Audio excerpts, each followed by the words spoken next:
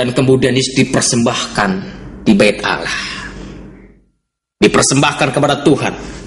Demikian juga Muhammad pun dipersembahkan kepada bait Allah, yaitu Mekah, yang pada saat itu masih banyak berhala-berhala di sekitar Mekah itu, di sekitar Ka'bah itu. Mengapa saudara kasih? Kakeknya Abdul Muthalib pada saat dia tahu Muhammad lahir, dia senang sekali punya cucu laki-laki dari Abdullah. Karena sebelum itu ada satu cerita yang sangat heran saudara kasih.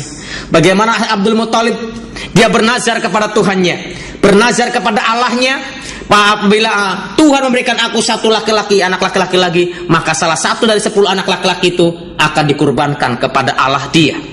Itu Allah dia adalah Allah yang punya anak, Al-Lata, Al-Uzza, Al-Manah. Saudaraku yang kasih, dan kemudian setelah diundi, ternyata yang keluar adalah Abdullah, di mana Abdullah lah bapaknya Nabi Muhammad. Pada saat Abdullah keluar, maka Abdullah lah yang akan dikurbankan sebagai korban bagi dewanya mereka. Tetapi pada saat itu sudah ada seorang Kristen yang mengatakan kepada Abdul Muthalib, Abdul Muthalib, saya yakin Allah itu Maha Pengampun lagi Maha Penyayang. Dia katakan, lebih baik engkau gantikan nyawa anakmu Abdullah itu dengan 100 ekor unta. Sehingga Abdul Muthalib tidak jadi mengorbankan Abdullah, tetapi dia menggantikan dengan 100 ekor unta dikorbankan kepada dewa mereka.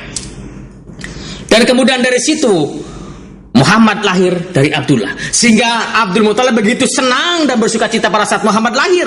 Walaupun dia tahu pada saat dia lahir, saudara kasih, Abdullah sudah meninggal pada saat dia di tengah perjalanan berdagang. Oleh karena itu Muhammad langsung diambil oleh Abdul Muthalib dan langsung dibawa dan dipersembahkan ke Ka'bah. Ini dicatat di dalam pengantar daripada Al-Quran itu sendiri. Saudara yang kasih, itu yang ini perbedaannya. Kalau Yesus Kristus dipersembahkan kepada Allah, tetapi Muhammad dipersembahkan di bait Allah, di mana Allahnya yang disembah oleh Allah Abdul Muthalib, di mana mereka menyembah Allah yang mempunyai anak 3, yaitu Al-Lata, Al-Manah, dan Al-Uzza. Saudara yang kasih, dan kemudian statusnya seperti apa? Yesus statusnya adalah kalimatullah. Yesus adalah firman Allah. Al-Quran surat yang ketiga ayat 45 saya dikatakan bahwa Yesus lahir setelah Allah mempersiapkan Maria untuk mengandung firman Tuhan itu di ayat 42. Kemudian dalam 45 dikatakan bahwa Yesus lahir, Isa Al-Masih lahir sebagai kalimatullah, sebagai firman Allah yang hidup, sebagai firman Allah yang berasal dari Allah, dan firman itulah yang berkuasa fid dunya wa fil akhirah. Seperti disaksikan juga di ayat 171 dari surat An-Nisa. Dan dikatakan innamal masihu Isa ibnu Maryam Rasulullah wa kalimatuh. Sesungguhnya Al-Masih Isa putra Maryam itu adalah utusan Allah dan firman tunggal Allah. Tetapi di surat An-Nisa ayat yang ke-79, wa arsalnaka lin-nasi rasulan wa kafa billahi syahidan. Dan aku mengutus kamu sebagai rasul, dan aku mengutus kamu Muhammad sebagai rasul kepada segenap manusia, dan cukuplah Allah menjadi saksi. Jadi Muhammad posisinya menjadi rasul, dan Yesus posisinya menjadi kalimatullah, menjadi firman Allah. Dan yang berikutnya saudaraku, yang dibawa oleh Yesus Kristus, yang dibawa oleh Isa Al-Masih adalah Taurat dan Injil. Nanti kita akan ada session khusus untuk berbicara apa itu Taurat, Zabur, Injil, dan Al-Quran. Tapi yang jelas ini dikatakan bahwa Yesus membawa Taurat dan Injil. Dan kemudian Al-Quran, kalau Muhammad dia membawa Al-Quran dan Al-Hadis. Al-Quran adalah firman Allah yang diwahyukan kepada Muhammad melalui malaikat Jibril secara bertahap selama kurang lebih 23 tahun. Mereka imani bahwa Al-Quran itu adalah berasal dari Lauh Mahfuz, itu dari Allah sendiri yang diwahyukan melalui malaikat Jibril. Dan kemudian hadis adalah suatu hukum di mana sahabat-sahabatnya melihat sikap Muhammad, mendengar ucapan Muhammad, tingkah laku Muhammad, maka orang-orang yang dekat itu mencatatnya sebagai hadis. Kemudian saya akan kasih pengikut orang-orang atau pengikut Yesus Kristus disebut sebagai Kristen atau pengikut Kristus, atau disebut Nasrani karena Yesus lahir, dibesarkan, bukan Yesus dibesarkan di Nasoro, dibesarkan di Nazaret, sehingga dia disebut menjadi orang-orang Nasrani, orang-orang Nasyarat. Saudara yang kasih, dan kalau mereka disebut sebagai orang Islam, tanda-tandanya Yesus memiliki tanda, yaitu dia dinubuatkan, bernubuat dan bermujizat. Jason yang dulu bagaimana sudah diceritakan bagaimana Yesus, bukti-bukti Yesus adalah utusan Allah karena Yesus disertai dengan mujizat, dan kemudian dia pun dinubuatkan melalui Musa dan nabi-nabi yang lainnya, dan kemudian dia pun bernubuat apa yang akan terjadi besok, dan nubuatannya saat ini sudah ada yang sudah terjadi dan ada yang belum terjadi, dan itu pasti terjadi karena Yesus sungguh-sungguh utusan Allah. Tetapi di season yang berikut yang tadi saudara bisa mendengar dan bisa melihat bagaimana Muhammad tidak ada mujizat yang menyertainya. Bahkan dia bersama dengan umatnya menanti-nantikan mujizat itu, dan ternyata mujizat nggak pernah datang lagi, saudaraku, dan nggak pernah datang. Sehingga dia katakannya sudah, kalau begitu itu urusan Allah, terserah Tuhan saja dalam mujizat itu, saudaraku. Dan kemudian setelah mati, kita tahu Yesus sekarang ada di sorga.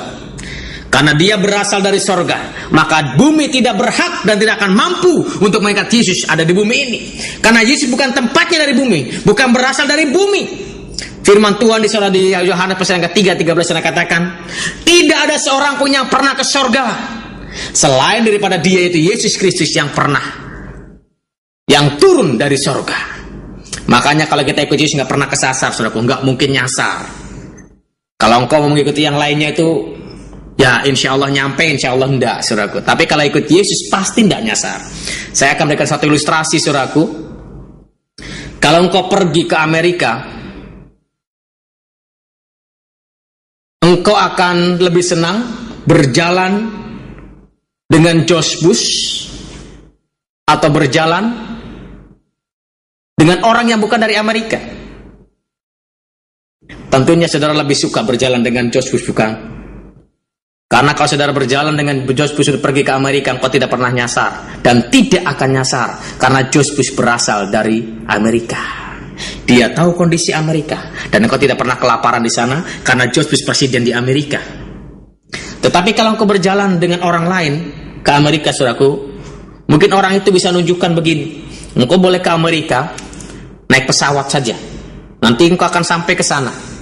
Nanti engkau bisa berjumpa dengan George Bush. Itu pun bilang insya Allah, gak ada keyakinan, gak ada kepastian. Mengapa? Karena orang itu bukan berasal dari Amerika. Demikian juga saudaraku, sorga itu, kalau kita mau ke sorga bersama dengan orang yang berasal dari sorga, maka pasti nyampe. Nggak ada istilah insya Allah nyampe ke sorga, tidak. Tetapi pasti masuk sorga. Makanya firman Tuhan berkata, barang siapa yang mengaku dengan mulutmu bahwa Yesus adalah Tuhan dan percaya dalam hatimu bahwa Allah telah membangkitkan dia dari antara orang mati, maka kamu akan diselamatkan. Itu janjinya, dan itu janji iya dan amin. Itu pasti terjadi. Karena dialah satu-satunya orang yang berasal dari sorga. Oleh karena itu, saudara kasih, kalau kita lihat bagaimana Muhammad, mungkin dia bisa menunjukkan, kalau kamu pengen ke sorga, kamu mesti berbuat baik. Kalau engkau ingin masuk sorga, engkau mesti harus melaksanakan rukun Islam. Masih kau mempunyai rukun iman. Mungkin kau lakukan amal ibadah ini dan amal ibadah itu, dan itu pun insya Allah masuk sorga. Karena dia bukan berasal dari sorga. Dia lahir jelas ada bapak dan ada ibunya, dan dia mati pun dia ada kuburannya, saudara kasih. Oleh karena itu, saudara kasih, Yesus tidak hanya menyuruh, Yesus tidak hanya dia memberitahu bagaimana cara masuk sorga, tidak, saudaraku.